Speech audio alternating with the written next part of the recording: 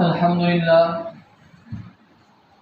لله رب العالمين والصلاة والسلام على سيدنا وحبيبنا وحبيب رب العالمين وعلى آله وأصحابه أجمعين.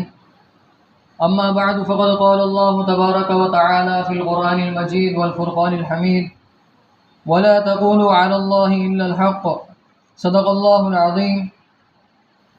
وقال النبي صلى الله عليه وسلم: من كذب علي متعمدا فليتبوأ مقعده من النار او كما قال علیہ الصلاۃ والسلام. اللہ کے نبی صلی اللہ علیہ وسلم کی جو حدیث آپ کے سامنے پڑھی گئی اس کا ترجمہ ہے: جو کوئی مجھ پر جان بوجھ کر جھوٹ باندھے وہ اپنا ٹھکانہ جہنم میں بنا لے. اور آیت شریفہ جو آپ کے سامنے پڑھی گئی اس کا ترجمہ ہے کہ اللہ کے اوپر جھوٹ مت باندھو. اور اس سلسلے کی تقریباً 14-15 باتیں ہمارے سامنے گزشتہ ہفتے آئی تھی کہ بہت ساری باتیں ہیں جو یہود و نصارہ نے گھڑی ہے، اور بہت ساری باتیں ہیں جو عوام کے اندر مشہور ہے اور اس کو حدیث بھی کہا جاتا ہے لیکن وہ حدیث نہیں ہے. اب اسی سلسلے کی ایک آگے کڑی ہے. آخری جو بات آپ کے سامنے بتائی گئی تھی وہ یہ تھی کہ عوام میں مشہور ہے کہ ایک عورت 3 لوگوں کو جہنم میں لے کر جائیں گی، جبکہ اللہ کے نبی صلی اللہ علیہ وسلم نے ایسی کوئی بات نہیں کی. قرآن میں صاف صاف لکھا ہے: وَلَا تَزِرُ وَازِرَةٌ وِزْرَ أُخْرَىٰ، کہ کوئی شخص کسی کا بوجھ نہیں اٹھائے گا. اس کا مطلب یہی ہوا کہ بھائی عورت دوسرے لوگوں کو جہنم میں لے کر نہیں جائیں گی. اس کے بعد ایک بات یہ ہمارے اندر مشہور ہے کہ انبیاء کی جو تعداد ہے وہ 1,24,000 ہے. لوگ بیان کرتے کہ بھائی 1,24,000 انبیاء آئے، 1,24,000 انبیاء آئے، لیکن انبیاء کی جو مکمل تعداد ہے وہ کسی حدیث میں موجود نہیں ہے، بلکہ انبیاء کی تعداد کے بارے میں 1,24,000 کم و بیش ہم کہہ سکتے ہیں. اس سے زیادہ بھی ہو سکتے، اس سے کم بھی ہو سکتے. لیکن اگر کوئی یہ کہے کہ 1,24,000 انبیاء آئے تو اگر زیادہ آئے ہوں گے بالفرض تو اس کا مطلب جو زیادہ ہے ان کو تو ہم نے چھوڑ دیا، جو زیادہ ہے ان کو ہم نے چھوڑ دیا. تو اس لیے اس بارے میں احتیاط یہی کہ ہم لوگ جب بھی انبیاء کرام کی تعداد بیان کریں تو کم و بیش کا لفظ اس میں بڑھا دیا کرے کہ کم و بیش 1,24,000 انبیاء کرام اس دنیا میں تشریف لائے. اس کے بعد ایک بات عوام کے اندر مشہور ہے وہ یہ ہے کہ حضرت بلال رضی اللہ عنہ اذان دیتے تھے اور اللہ کے نبی صلی اللہ علیہ وسلم کے مؤذن خاص تھے کہ اللہ کے نبی نے ان کو اذان دینے پر مقرر کیا تھا.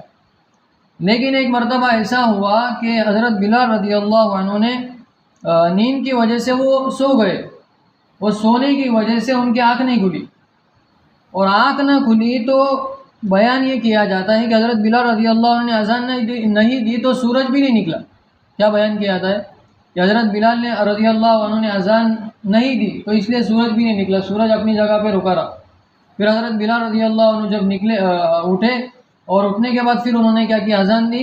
تو اذان دینے کے بعد پھر وہ کیا ہوا، سورج وغیرہ نکلا. تو ایسی بات بیان کی جاتی ہے حضرت بلال رضی اللہ عنہ کے سلسلے میں، تو یہ بات بھی درست نہیں ہے. اس کے علاوہ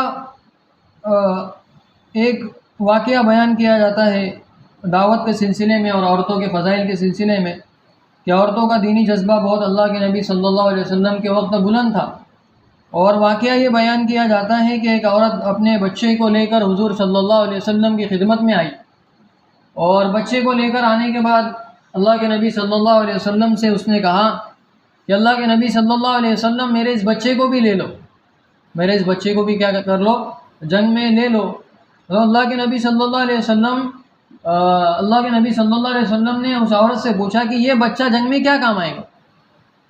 بیان کیا کیا جاتا ہے کہ یہ بچہ جنگ میں کیا کام آئے گا. تو اس عورت نے کہا کہ یہ بچہ آپ کے اس کام آئے گا کہ آپ اس کو جنگ میں بطور ڈھال استعمال کرو، یعنی ڈھال جو ہوتی ہے نا وہ ڈھال کے طور پہ آپ اس کو استعمال کرو. تو اب اللہ کے نبی صلی اللہ علیہ وسلم کا معمول تو یہ تھا، اور فضائل اعمال میں بھی بکثرت یہ واقعات لکھے ہوئے ہیں کہ اللہ کے نبی صلی اللہ علیہ وسلم جو بالغ نہیں ہوتے تھے ان کو بھی جنگ میں نہیں لے جاتے تھے. اور کئی صحابہ کو اللہ کے نبی صلی اللہ علیہ وسلم نے جو کم عمر کے تھے تو کم عمر کا ہونے کی وجہ سے بہت سارے بچوں کو اللہ کے نبی صلی اللہ علیہ وسلم نے جنگ سے واپس کر دیا کہ تم ابھی چھوٹے ہو، ابھی لڑائی میں مت جاؤ. اور یہ واقعے میں کیا بیان کیا جا رہا ہے کہ چھوٹے بچے کو لے کر آئے اور اس کو ڈھال بنانے کے لیے بھی کہا. تو اس کے بارے میں غیر معتبر روایات کا جو فنی جائزہ ہے، ایک کتاب کا نام ہے، یہ مفتی امیر خان صاحب کی جو کتاب ہے، اس کی جلد نمبر 2 اور صفحہ نمبر 433 میں یہ واقعے کے متعلق لکھا ہوا ہے کہ یہ واقعہ بھی کسی صحیح سند سے ثابت نہیں ہے۔ تو اس کو بھی بیان نہیں کرنا چاہیے کہ ایک عورت بچہ لے کر آئی اور پوچھا کہ بھائی یہ کیا کام آئے گا، اور اس کے بعد کہا گیا کہ بھائی اس کو ڈھال کے طور پہ استعمال کرو۔ اس کے بعد ایک واقعہ یہ تو بہت زیادہ مشہور ہے اور زبان پہ چڑھا ہوا ہے کہ مسواک کی فضیلت میں یہ واقعہ بیان کیا جاتا ہے کہ صحابہ کرام ایک جنگ کئی ہفتوں سے لڑ رہے تھے اور کئی دنوں سے لڑائی چل رہی تھی، لیکن وہ جنگ فتح ہی نہیں ہو رہی ہے، صحابہ مقابلہ کر رہے لیکن وہ فتح ہی نہیں ہو رہے۔ تو اس کی وجہ جب معلوم کی گئی، تو اس کی وجہ یہ نکلی کہ صحابہ کرام نے غور کیا کہ بھائی حضور صلی اللہ علیہ وسلم کی ایک سنت چھوٹ رہی ہے۔ کیا ہو رہی ہے؟ ایک سنت چھوٹ رہی ہے۔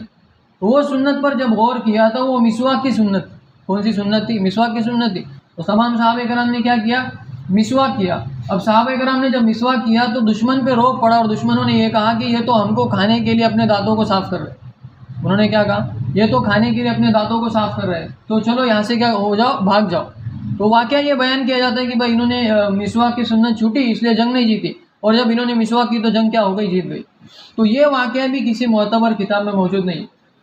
یہ واقعہ جو بیان کیا جاتا ہے یہ بھی کسی معتبر کتاب میں موجود نہیں ہے، اور تاریخ طبری میں یہ واقعہ موجود ہے، لیکن اس طریقے پہ نہیں لکھا ہوا کہ بھائی سنت چھوٹ رہی تھی، جب غور کیا تو معلوم ہوا کہ مسواک کی سنت ہے، اور جب پھر انہوں نے مسواک کی تو مسواک کرنے کے بعد پھر وہ جنگ کیا ہو گئی؟ فتح ہو گئی۔ تو اس طریقے سے واقعہ نہیں ہے، بلکہ واقعہ اس طریقے سے ہے کہ صحابہ کرام رضی اللہ عنہم ایک جاسوس، جب وہ جنگ کے لیے گئے تو ایک جاسوس نے پورا معائنہ کیا کہ بھئی یہ صحابہ کرام اس طریقے سے رہتے ہیں، وضو کرتے ہیں، نماز پڑھتے ہیں، اور جا کے اس نے اپنے بادشاہ سے بیان کیا۔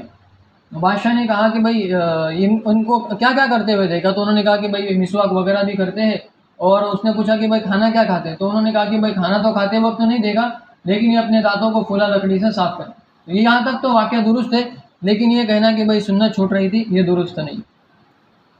اس کے بعد ایک بہت مشہور بات ہے کہ بھئی پہلے زمانے میں اگر کوئی دعوت کا کام کرنا چاہتا تھا اور اللہ کی طرف بلانا چاہتا تھا تو اس کے لیے نبوت شرط تھی۔ کیا بیان کیا جاتا ہے کہ اس کے لیے نبوت یعنی نبی بننا اس کے لیے شرط تھا، تب جا کر ہی وہ لوگوں کو دعوت دے سکتا تھا۔ اور حضرت ہارون علیہ السلام کا بھی اس بارے میں واقعہ بیان کیا جاتا ہے کہ حضرت ہارون علیہ السلام کو اللہ تبارک و تعالیٰ نے جب دعوت کے کام کے لیے چننا تھا تو ان کو ڈائریکٹ دعوت کے کام کے لیے نہیں چنا، بلکہ اللہ تبارک و تعالیٰ نے ان کو پہلے نبی بنایا، اور اس کے بعد جو ہے تو ان سے دعوت کا کام لیا، اللہ کے جو احکامات تھے اس کا کام لیا۔ تو یعنی دلیل کے طور پہ حضرت ہارون علیہ السلام کا واقعہ پیش کیا جاتا ہے۔ تو یہ بات بیان کرنا بھی درست نہیں کہ پہلے دعوت کے لیے اور اللہ تبارک و تعالیٰ کے احکام پہنچانے کے لیے نبی بننا ضروری تھا، بلکہ سورہ یاسین میں جس شخص کا واقعہ ہے وَجَاءَ رَجُلٌ مِّنْ أَقْصَى الْمَدِينَةِ يَسْعَىٰ، کہ ایک شخص شہر کے کنارے سے دوڑتا ہوا ہے، اور دوڑتا ہوا آ کر اس نے کہا یا قوم اتبعوا المرسلین، اے میری قوم تم جو رسول بھیجے گئے ان کی اتباع کرو۔ تو اب انہوں نے بھی دعوت دی ہے کہ بھائی تم نبی کی بات مانو، حالانکہ یہ نبی نہیں ہے بلکہ ایک شخص ہے، رجل ہے، ایک آدمی ہے۔ اس کے علاوہ حضرت عیسیٰ علیہ السلام کے جو حواری تھے کہ حضرت عیسیٰ علیہ السلام نے کہا اذ قال الحواریون نحن، حواریین نے کہا کہ نحن انصار اللہ۔ اب حضرت عیسیٰ علیہ السلام نے پوچھا کہ من انصاری اللہ، کہ میری اللہ تبارک و تعالیٰ کے احکامات کے بارے میں کون مدد کرے گا؟ تو ان حواری جو تھے، ان کے جو ساتھی تھے، انہوں نے کہا کہ ہم اللہ تبارک و تعالیٰ کے احکامات پہنچانے میں تمہاری مدد کریں گے، اور حضرت عیسیٰ علیہ السلام کا انہوں نے کیا کیا؟ ساتھ دیا۔ تو وہ بھی نبی نہیں تھے بلکہ وہ بھی جو ہے تو عام شخص تھے۔ تو اس سے بھی معلوم پڑتا ہے کہ پہلے زمانے میں دعوت کا کام کرنے کے لیے، اللہ تبارک و تعالیٰ کے احکامات پہنچانے کے لیے نبی بننا ضروری نہیں تھا۔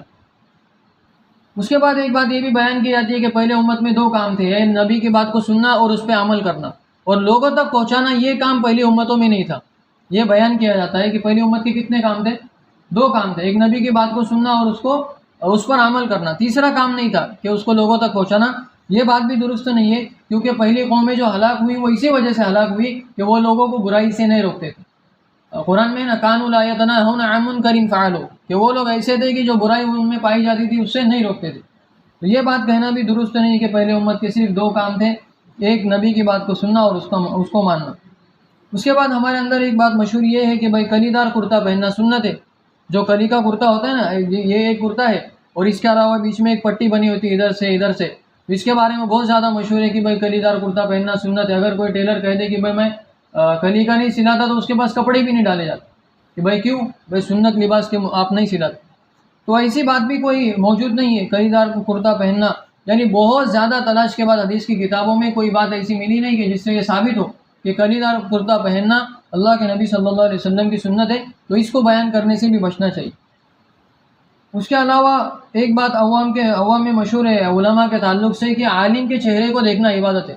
بہت سارے علماء جب آتے ہیں تو لوگ ان کے فضائل بیان کرتے ہیں تو اس میں یہ بات بھی کہتے ہیں کہ عالم کے چہرے کو دیکھنا عبادت ہے. النظر الی وجہ العالم عبادت، کہ عالم کے چہرے کو دیکھنا عبادت ہے.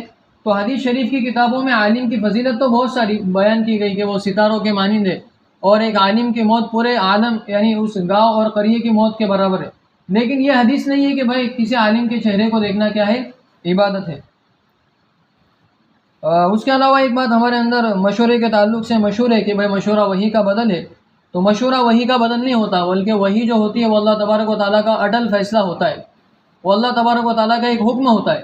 تو وہی الگ چیز ہے اور مشورہ الگ چیز ہے. مشورے میں اختلافات بھی ہو سکتے ہیں. کوئی اپنے ذہن سے کوئی رائے اس کو پسند آتی ہے وہ کر سکتا ہے اور کبھی جو مشورے میں طے کیا اس سے نقصان بھی ہو سکتا ہے. تو مشورہ الگ نوعیت کی چیز ہے اور وہی الگ نوعیت کی چیز ہے. تو اس سے یہ بات کہنا مشورہ وہی کا بدل ہے یہ بات بھی درست نہیں ہے. اس کے علاوہ جو گاؤں دیہات کی عورتیں ہیں ان میں یہ بات مشہور ہے کہ بھائی قینچی جو ہوتی ہے قینچی اور جو کنڈی ہوتی ہے دروازے کی، اگر کنڈی کھٹکھٹائیں گے اور قینچی اگر بار بار ایسے کریں گے اس کو بلا وجہ تو اس سے کیا ہوگا؟ آپس میں لڑائیاں لگیں گی اور آپس میں جھگڑے ہوں گے. کنڈی کھٹکھٹانے سے اور بار بار قینچی کو ایسے کرنے سے کیا ہوں گے؟ آپس میں جھگڑے ہوں گے. یہ بات مشہور ہے. تو یہ بات بھی درست نہیں ہے. یہ بات بھی درست نہیں کہ بھائی ایسا کرنے سے کیا ہوتی ہے؟ لڑائیاں پیدا ہوتی ہے. لیکن یہ کوئی اچھا کام بھی نہیں ہے کہ بھائی کوئی کنڈی کھٹکھٹاتے رہے اور کوئی قینچی کو بلا وجہ کے ایسے کرتے رہے. تو یہ کوئی اچھی بات نہیں ہے. لہٰذا اس عمل سے اجتناب کرنا چاہیے. اس کے علاوہ یہ بات بھی ہمارے اندر پائی جاتی ہے کہ بھائی کسی کو اگر بچہ نہ ہو تو لوگ بچے کا تعویذ دینے کے جاتے ہیں. یعنی باقاعدہ کیا ہوتا ہے کہ بھائی بچہ نہیں ہو رہا تو کیا کریں گے ہم جو ہے تو اجمیر شریف سے تعویذ لائیں گے بچے کا. اس کے علاوہ کاروبار نہیں چل رہا تو بھائی فلاں مولانا کے پاس کاروبار کا تعویذ ملتا تو ان کے پاس سے کاروبار کا تعویذ لیں گے. اس کے علاوہ گھر میں خیر و برکت نہیں ہے تو فلاں مولانا کے پاس خیر و برکت کا تعویذ ہے تو ان کے پاس سے خیر و برکت کا تعویذ لیں گے. تو پونا جائیں گے، بمبئی جائیں گے، آشٹی جائیں گے اور پھر جائیں گے اجمیر جائیں گے، اورنگ آباد جائیں گے اور وہاں سے ان کو یعنی علماء کا بھی یعنی اتنا یہ برا کام ہے کہ بھائی یہ نہیں کرنا چاہیے کہ بھائی لوگ آپ سے کہہ رہے کہ بھائی بچے کا تعویذ دو اور آپ بچے کا تعویذ اس کو دے رہے کہ وہ اس سے بچے پیدا ہوں گے. اس سے بچے تو پیدا نہیں ہوں گے نا.